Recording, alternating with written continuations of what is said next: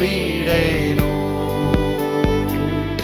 ಆ ಮಾತು ಹೇಳಿದ ನನ್ನ ತಾ ಹೇಳಿದ ನಲ್ಲವೇ. ಕರ್ತನಿಗೆ ಸ್ತೋತ್ರ. ಯೇಸು ಕೈ ಬಿಡನು ದೈವಿಕ ಸಂದೇಶಕ್ಕೆ ನಿಮ್ಮೆಲ್ಲರನ್ನು ನಾನು ಸ್ವಾಗತಿಸುತ್ತೇನೆ. ಈ ತಿಂಗಳಿನಿಂದ ನಾವು ಸತ್ಯವೇದದ ಒಂದೊಂದು ಪುಸ್ತಕಗಳನ್ನ ನಾವು ಧ್ಯಾನ ಮಾಡ್ಲಿಕ್ಕೆ ಹೋಗ್ತೀವಿ. ಅದು ಎಷ್ಟು ವರ್ಷ ತೆಗೆದುಕೊಳ್ಳುತ್ತದೋ ಗೊತ್ತಿಲ್ಲ. ಅದರಿಂದ ನಾವು ಸಾಧ್ಯವಾದಷ್ಟು ಸತ್ಯವೇದದ ಒಂದೊಂದು ಅಧ್ಯಾಯಗಳನ್ನ, ಅದರಿಂದ ನಾವು ಕಲಿಯುವಂತ ಕೆಲವು ಪಾಠಗಳನ್ನ ಮಾತ್ರವಲ್ಲದೆ ಅದರಿಂದ ದೇವರು ನಮಗೆ ಮಾತನಾಡೋದನ್ನ ನಾವು ಕಲಿಯೋದಕ್ಕೆ ಹೋಗ್ತೇವೆ.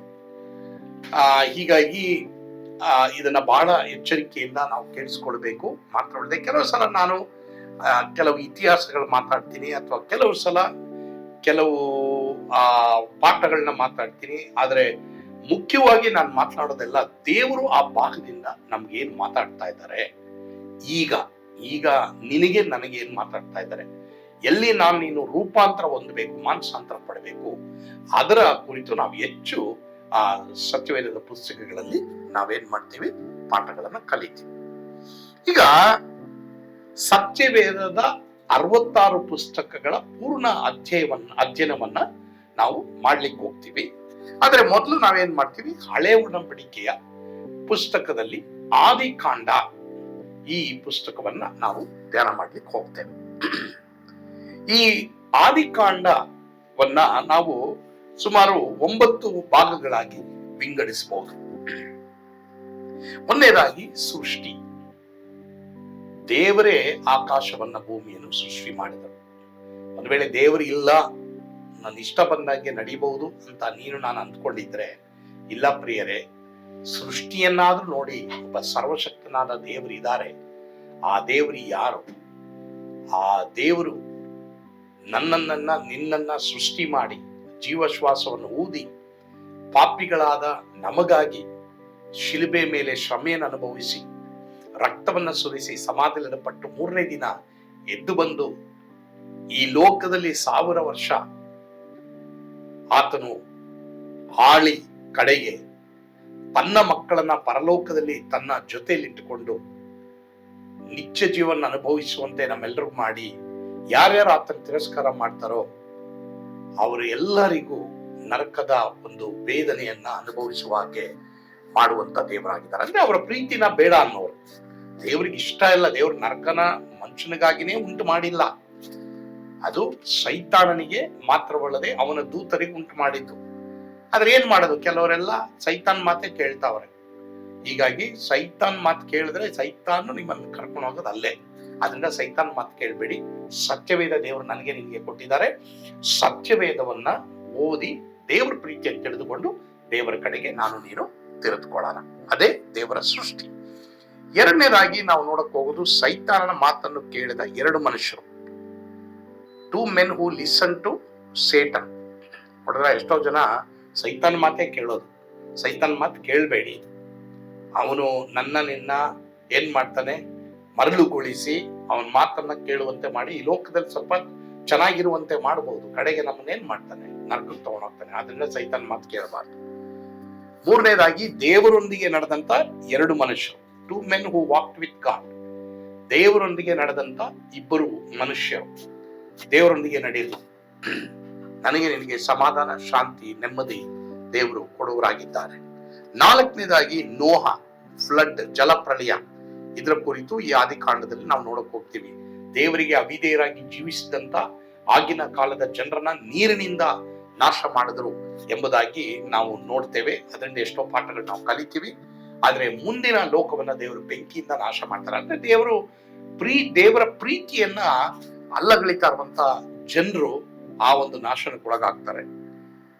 5ನೇ ಭಾಗ ಬಾಬಿಲೋನ್. ಅಂದ್ರೆ ತಮಗೆ ತಾವು ಹೆಸರು ಮಾಡ್ಕೊಳ್ಳಕ್ಕೆ ಹೋಗಿದ್ದಂತ ಜನರು ಯಾವ ರೀತಿ ಕನ್ಫ್ಯೂಷನ್ ಆದ್ರು, ಗಲಿಬಿಲಿ ಆದ್ರು ಅನ್ನೋದನ್ನ ನಾವು ನೋಡಕ್ ಹೋಗ್ತೀವಿ. ಯಾವುದೇ ವಿಷಯದಲ್ಲೂ ದೇವರ ನಾಮಕ್ಕೆ ಮಹಿಮೆ ಉಂಟಾಗಬೇಕು, ನನಗೆ ಹೆಸರು ಉಂಟಾಗಬಾರದು ಅನ್ನೋದು ನನ್ನಲ್ಲಿ ನಿನ್ನಲ್ಲಿ ಇರಬೇಕಾದಂತ ಒಂದು ಸ್ವಭಾವ. 6ನೇದಾಗಿ ಯೆರೂಸಲೇಮ್, ಅಬ್ರಹಾಂ ಮತ್ತು ಮೆಲ್ಕಿಸೆದೇಕ್ ಇವರ ಕುರಿತು ನಾವು ನೋಡೋದಕ್ಕೆ ಹೋಗ್ತೀವಿ. ಏಳನೇದಾಗಿ ಈಸಾಕನ ಜೀವಿತ, 8 ಯಾಕೋಬನ ಜೀವಿತ, 9 ಯೋಸೇಫನ ಜೀವಿತ ಆದಿಕಾಂಡ 50ನೇ ಅಧ್ಯಾಯಕ್ಕೆ ಮುಕ್ತಾಯವಾಗಲಿದೆ. ಹೀಗಾಗಿ ಇವರು ನಮ್ಮ ಪಿತೃಗಳಿಂದ ನಾವು ಅನೇಕ ಪಾಠ ಕಲಿಯಬಹುದು. ಪ್ರಿಯ ದೇವರ ಮಕ್ಕಳೇ, ನಾವು ಸಹ ನಮ್ಮ ಜೀವಮಾನದಲ್ಲಿ ನಮಗಿಂತ ಹಿರಿಯರು, ನಮಗಿಂತ ದೊಡ್ಡವರು, ನಂಬಿಕೆಯಲ್ಲಿ ಜೀವಿಸಿದಂಥವರ ಹೆಜ್ಜೆ ಜಾಡನ್ನ ನಾನು ನೀನು ಅನುಸರಿಸಿ ನಾವು ನಡೆಯುವಾಗೆ ಕರ್ತನು ನಮಗೆ ಕೃಪೆಯನ್ನ ಅನುಗ್ರಹಿಸಲಿ. ಸೊ ಹೀಗಾಗಿ ಈ 9 ವಿಷಯಗಳನ್ನ ನಾವು ಆದಿಕಾಂಡ ಪುಸ್ತಕದಲ್ಲಿ ನಾವು ಕಲಿತೇವೆ. ಆದರೆ ಇವತ್ತು ನಾವು ಕಲಿತಂತಹ ವಿಷಯದಲ್ಲಿ 2 ಕಾರ್ಯ ಬಹಳ ಪ್ರಾಮುಖ್ಯ. ದೇವರು ನಮ್ಮನ್ನ ಸೃಷ್ಟಿ ಮಾಡಿರೋದು, ದೇವರು ನಮಗೆ ಜೀವ ಶ್ವಾಸವನ್ನು ಊದಿರೋದು, ಅದನ್ನ ನಮ್ಮ ಜೀವಮಾನದಲ್ಲೆಲ್ಲ ಪರಿಶುದ್ಧನಾದ ದೇವರನ್ನ ನಾವು ಯಾವಾಗಲೂ ಅಕ್ನಾಲೆಡ್ಜ್ ಮಾಡೋಣ, ಅಂದ್ರೆ ನೆನ್ಸ್ಕೊಳ್ಳೋಣ. 2ನೇದಾಗಿ ಬಾಬಿಲೋನ್, ನಾನು ನೀನು ನನಗೆ ನಿನಗೆ ಹೆಸರು ಮಾಡಿಕೊಳ್ಳಬಾರದು, ಯೇಸುವಿನ ಹೆಸರು ಪ್ರಸಿದ್ಧವಾಗಬೇಕು ಅನ್ನೋದೇ ನಿನ್ನ ಉದ್ದೇಶವಾಗಿರಬೇಕು. ನಮ್ಮ ಜೀವಮಾನದಲ್ಲಿ ಕನ್ಫ್ಯೂಷನ್ಗೆ, ಒಂದು ವೇಳೆ ಯಾರಾದ್ರೂ ಗಲಿಬಿಲಿಗೆ ಒಳಗಾಗಿದ್ದೀರಾ, ಯಾಕೆ ಕನ್ಫ್ಯೂಷನ್? ಯಾಕಂದ್ರೆ ಎಲ್ಲೋ ನಿನಗೆ ನೀನು ಹೆಸರು ಮಾಡ್ಕೊಳ್ಬೇಕಂತಿದ್ಯಾ? ಬೇಡ. ದೇವರೇ, ನಿನ್ನ ನಾಮ ನನ್ನ ದೇಹದ ಮೂಲಕ, ನನ್ನ ಜೀವಿತದ ಮೂಲಕ ನಿನ್ನ ನಾಮ ಮಹಿಮೆ ಆಗ್ಬೇಕು ದೇವರೇ ಎಂಬುದಾಗಿ ನೀವು ಹೇಳೋದಾದ್ರೆ ನಿಮಗಿರುವಂತ ಕನ್ಫ್ಯೂಷನ್ ಇವತ್ತೇ ದೇವರು ಹೋಗ್ಲಾಡಿಸ್ತಾರೆ. ಆ ರೀತಿ ಕರ್ತನ ಮಾಡ್ಲಿ. ಅದಕ್ಕಾಗಿ ನಿಮ್ಮ ಹೃದಯವನ್ನ ಯೇಸು ಕ್ರಿಸ್ತನಿಗೆ ಒಪ್ಪಿಸ್ರಿ, ಆತನ ಸ್ವಂತ ರಕ್ಷಕನಾಗಿ ದೇವರನ್ನ ಅಂಗೀಕರಿಸಿಕೊಳ್ಳ್ರಿ.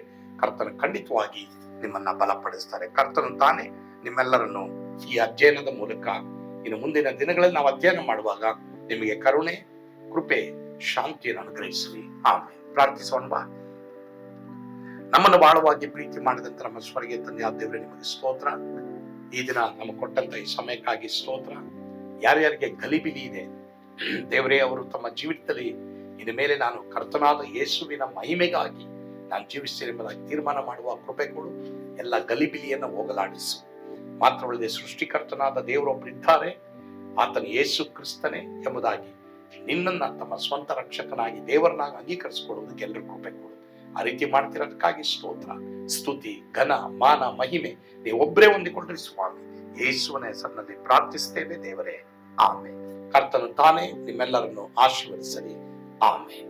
ಯೇಸು ನಿಮ್ಮನ್ನು ಕೈಬಿಡನು.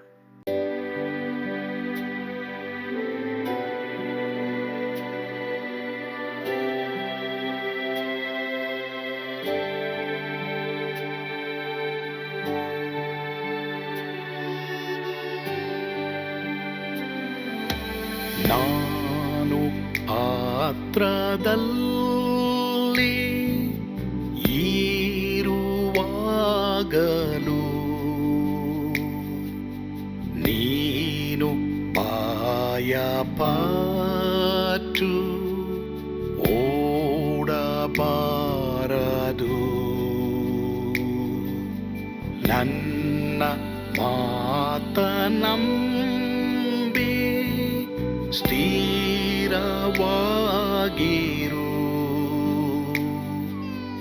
ನಿನ್ನ ಬಿಡಲಾರೆ, ಬಿಡೆನು ಎಂದೆಂದಿಗೂ.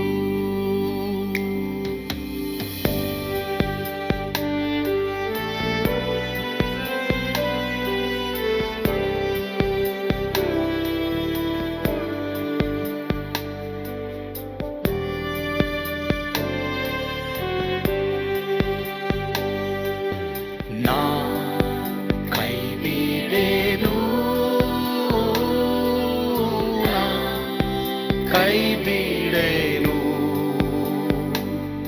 ಆ ಮಾತು ಹೇಳಿದನಲ್ಲ, ತಾ ಹೇಳಿದನಲ್ಲವೇ.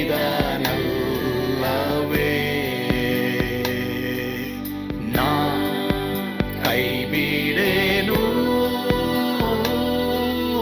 ನಾ ಕೈ ಬಿಡೆನು,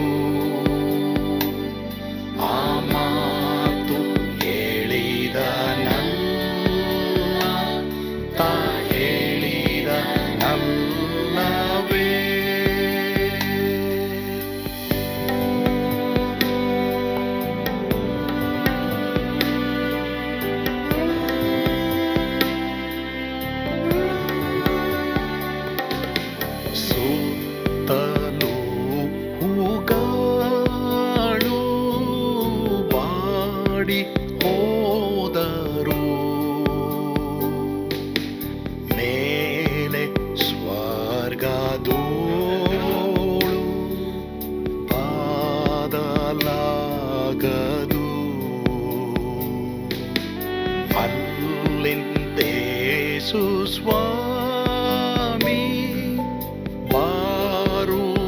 ಬಾರುವಾತನು ನನ್ನ ಬಿಡಲಾರ ನನ್ನನ್ನು ಕೈ ಬಿಡನು ನಾ ಕೈ ಬಿಡೆನು ನಾ ಕೈ ಬಿಡೆನು ಆ ಮಾತು ಹೇಳಿದನಲ್ಲ ತಾ ಹೇಳಿದನಲ್ಲವೇ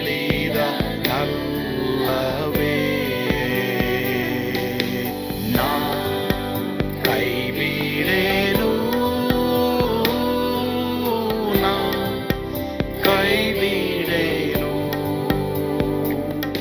ಆ ಮಾತು ಹೇಳಿದನಲ್ಲ ತಾ ಹೇಳಿದನಲ್ಲವೇ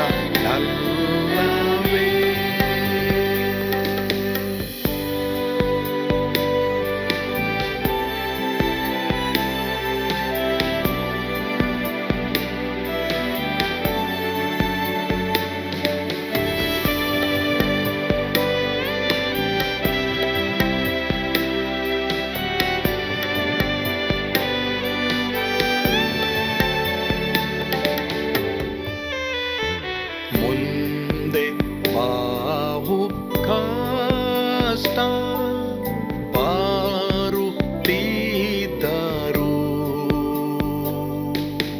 ಬಾಯ ಪಾಡಲಾರೆ ಸ್ವಾಮಿ ಇದ್ದಾನೆ ಬಾಲವಾಗಿ ನಿಂತು ಹರ್ಷಗೊಳ್ಳುವೆ